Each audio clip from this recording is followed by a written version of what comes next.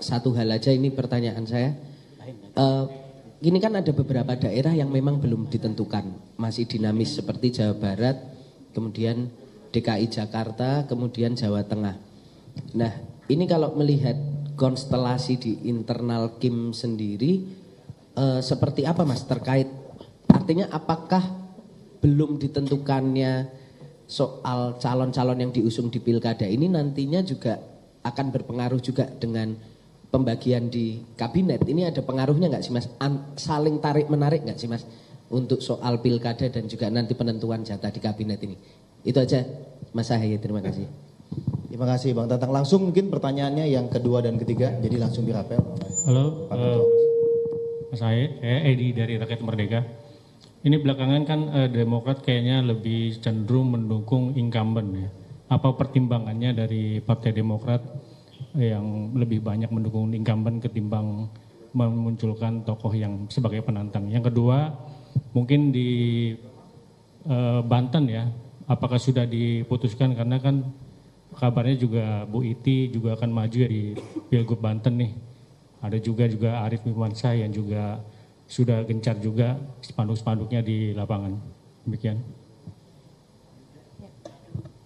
Selamat malam Mas Ahaye, saya Ayu dari Metro TV. Satu saja Mas, kemarin rame PKS menyatakan bahwa Pak Jokowi menyodorkan nama Mas Kaisang kepada beberapa partai untuk diusung, utamanya di Jakarta, dan memang yang sekarang elektabilitasnya cukup besar untuk Mas Kaisang sendiri itu di Jawa Tengah begitu. Nah, kalau dari Demokrat sendiri, apakah pernah ditawari oleh Presiden Jokowi nama Kaisang untuk diusung?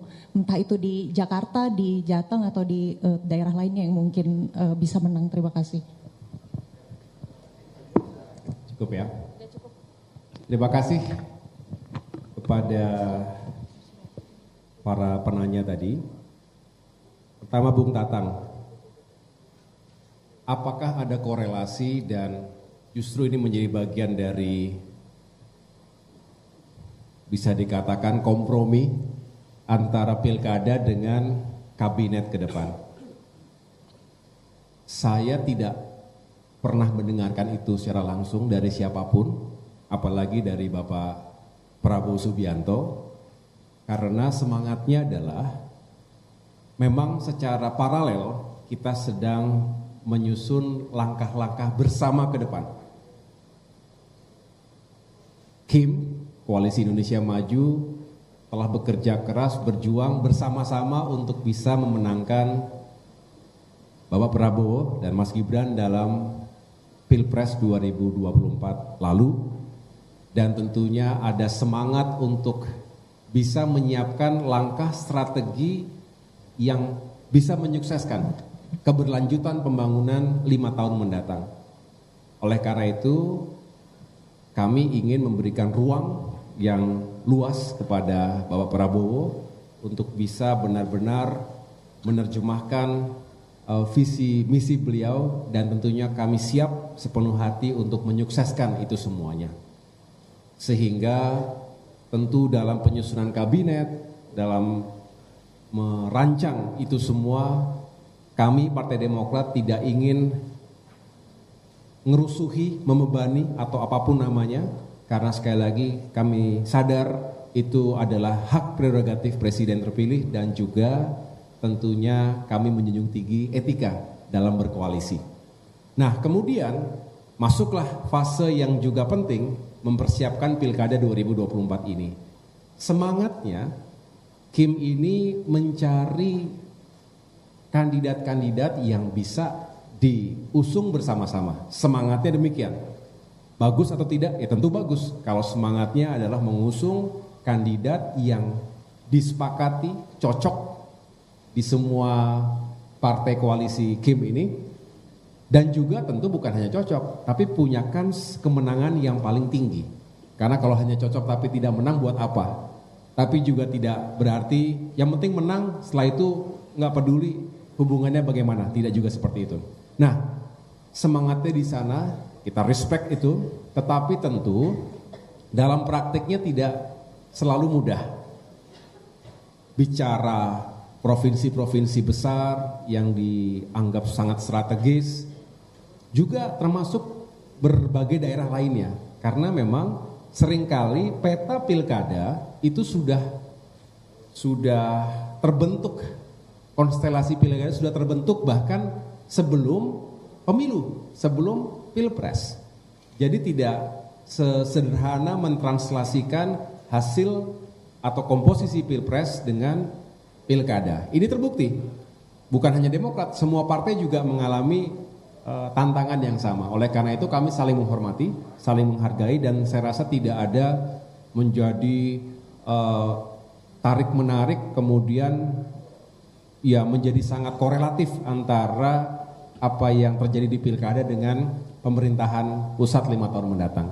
Jadi semangatnya di situ, Mas Tatang, termasuk juga memang sampai dengan hari ini khusus untuk DKI Jakarta, Jawa Barat, Jawa Tengah, ini masih terus kita godok, kita terus survei karena segala update itu penting sebelum pada akhirnya Demokrat mengambil keputusan, begitu pula partai-partai lain yang ada di jajaran Koalisi Indonesia Maju. Begitu Mas Tatang. Mas Edi ya, terima kasih tadi pertanyaannya juga secara spesifik, apakah Demokrat lebih cenderung untuk mengusung incumbent? Kebetulan rekomendasi yang sudah kami keluarkan benar, observasinya benar. Untuk Sumatera Selatan kami mengusung incumbent, untuk Maluku kami mengusung incumbent, dan 3 hari ini Papua Barat, lalu Bangka Belitung dan Jambi itu juga incumbent. Tetapi bukan hanya karena incumbent kemudian kita merasa nyaman, tetapi justru kita melihat apakah 5 tahun terakhir ini ketika beliau-beliau memimpin di daerah, itu ada progres yang real untuk masyarakat, untuk daerah tersebut, dan tentunya bagaimana kebersamaan dengan Partai Demokrat. Ini juga penting karena kami ingin punya peran, bukan hanya sekedar mengusung, bukan hanya menyerahkan rekomendasi, tapi peran apa yang bisa dihadirkan bersama-sama untuk menyukseskan program kebijakan 5 tahun mendatang. Kalau mereka incumbent tentunya program keberlanjutan apa yang bisa dikerjakan bersama. Dan di sini kami mengolahnya dengan cermat, melihat hasil survei, mendengarkan masukan dari jajaran kami di lapangan, baik di tingkat provinsi maupun kabupaten kota, sehingga bulat setelah ditelaah dengan baik, seperti yang saya sampaikan sebelumnya bahwa sampai dengan untuk pemilihan gubernur itu juga dikonsultasikan kepada Ketua Majelis Tinggi Partai. Jadi ada blessing tentunya dari Bapak SBY. Nah, kalau kemudian nanti daerah lain tiba-tiba bukan incumbent, dia juga pasti ada alasannya. Pasti ada alasannya dan serupa bahwa kami melihat faktor-faktor yang sudah saya jelaskan tadi. Terkait dengan Banten, ini juga masih sangat cair. Saya tahu masing-masing kandidat, saya ulangi, masing-masing yang ingin menjadi kandidat sudah berikhtiar dengan segala strateginya, termasuk tentunya ada sejumlah kader utama Demokrat yang juga sedang mencari peluang. Peluang yang saya sampaikan, cek elektabilitasnya bagaimana. Ada beberapa mantan kepala daerah yang juga adalah kader utama Partai Demokrat. Kemudian cek kesiapan yang lain-lain. Ada nggak partai-partai lain juga memberikan dukungan yang serupa? Tiketnya bagaimana? Logistiknya bagaimana? Jadi harus realistis. Kami ingin, kami senang, kami bangga kalau punya kader-kader utama menjadi calon-calon gubernur, calon wakil gubernur, tapi saya selalu menyampaikan kepada mereka, kita harus benar-benar realistis, jangan hanya bermodal semangat, tetapi juga harus bermodalkan kesiapan-kesiapan lainnya. Yang terakhir, Mbak Ayu, pertanyaannya spesifik tadi, apakah sudah ada permintaan khusus tentang Mas Kaisang begitu ya, kepada Partai Demokrat?